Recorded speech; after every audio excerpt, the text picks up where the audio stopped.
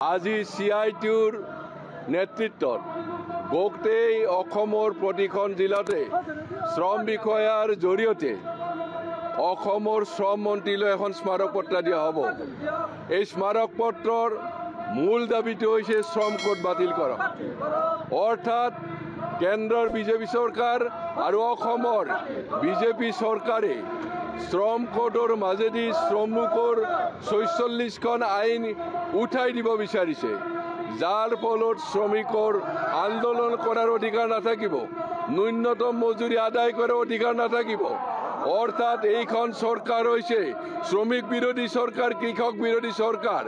এইকাৰণে আমি CITUৱে আমি সকীয়াই দিছোঁ যে এই বিজেপি চৰকাৰে অনতিপলমে শ্ৰম কোড বাতিল কৰক, নহ'লে 2026 চনৰ নিৰ্বাচনক সমস্ত শ্ৰমিক কৃষকে বিজেপি চৰকাৰৰ বিৰুদ্ধে ভোট দিবলৈ বাধ্য হ'ব।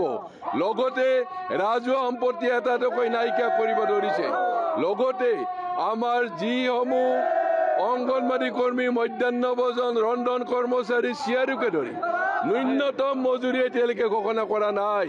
আমি দাবী কৰিছোঁ মানুহ হিচাপে বাচি থকালৈ মিনিমাম 26,000 টকা আদায় দিয়ক, নহ'লে তোমালোকে গা দিয়ে এৰাওক।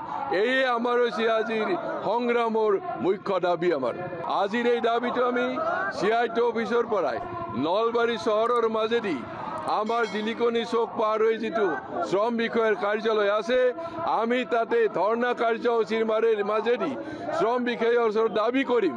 অনতিপলমে আমি শ্ৰম মন্ত্ৰীৰ পৰা এই দাবীসমূহ আপুনি মানি লোৱাৰ কাৰণে বাধ্য কৰক, নহ'লে পৰৱৰ্তী পৰ্যায়ত আৰু বিশাল আন্দোলন কৰাৰ কাৰণে আমি সাজু হ'ম।